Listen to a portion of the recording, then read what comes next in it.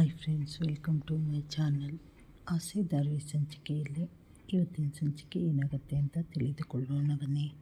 ಈ ಕಡೆ ಸೂರ್ಯ ರಂಗನಾಥ್ ಆಕೆ ಮನೆಯವರನ್ನೆಲ್ಲ ಹೊರಗಡೆ ಕರ್ಕೊಂಬಂದು ಅಪ್ಪ ನಿಮಗೆ ಸರ್ಪ್ರೈಸ್ ಅಂದಾಗ ರಂಗನಾಥ್ ಅವರು ಮನೆ ಮುಂದೆ ಇರೋ ಗಾಡಿನ ನೋಡಿ ತುಂಬ ಭಾವುಕರಾಗ್ತಾರೆ. ಆಗ ಮನೋಜ್ ಬಂದು, ಸೂರ್ಯ ಇದೇನೋ ಯಾವುದೋ ಡಬ್ಬ ಹಳೆ ಸ್ಕೂಟಿ ತಂದು ಮನೆ ಮುಂದೆ ನಿಂತಿದೆಯಾ ಅಂತ ಹೇಳಿದ್ದಕ್ಕೆ, ಯಾಕೋ ನಿಮಗೆ ನೆನಪಿಲ್ಲನೋ, ಇದು ಅಪ್ಪ ಮೊದಲನೇ ಸಂಬಳದಲ್ಲಿ ತೆಗೆದುಕೊಂಡ ಗಾಡಿ, ಆಗಲೇ ಮರ್ತುಬಿಟ್ಟಿದೆಯಾ ಅಂತ ಹೇಳ್ತಾ ಇರ್ತಾರೆ. ಈ ಕಡೆ ಶಾಂತಿ ಮತ್ತು ರಂಗನಾಥ್ ಅವರು ನೋಡ್ತಾ ಇರ್ತಾರೆ. ಶಾಂತಿ ಅವರಿಗೆ ಖುಷಿಯಾದರೆ ರಂಗನಾಥ್ ಅವರು ಕಣ್ಣೀರು ಹಾಕ್ಕೊಂಡು, ಅಂತೂ ಇಂತೂ ನನ್ನ ಆಸೆನೆಲ್ಲ ಈಡೇರಿಸ್ಬಿಟ್ಟೆ ಕಣೋ, ನಿನಗೆ ಏಕೆ ಥ್ಯಾಂಕ್ಸ್ ಹೇಳಬೇಕು ಅಂತ ಹೇಳಿ ಗೊತ್ತಾಗ್ತಾ ಇಲ್ಲ ಅಂತ ಹೇಳಿದಾಗ ಸೂರ್ಯ, ಅಪ್ಪ ನೀವು ಮಾಡಿರೋ ತ್ಯಾಗನ ನಾನು ಮರೆಯೋಕ್ಕಾಗತ್ತಾ?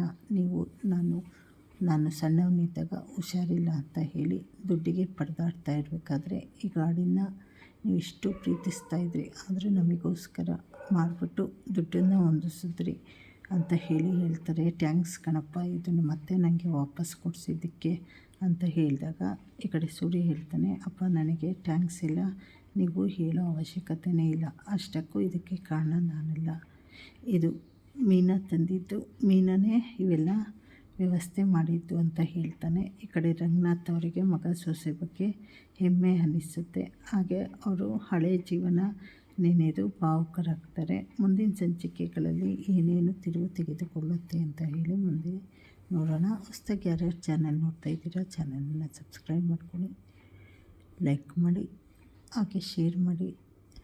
ವಿಡಿಯೋ ಫಸ್ಟಿಂದ ಲಾಸ್ಟ್ವರೆಗೂ ನೋಡಿದ್ರೆ ನಿಮಗೆ ಅರ್ಥ ಆಗುತ್ತೆ. ಹಾಗಾಗಿ ವಿಡಿಯೋ ಪೂರ್ತಿ ನೋಡಿ. ಧನ್ಯವಾದಗಳು. Thank you for watching.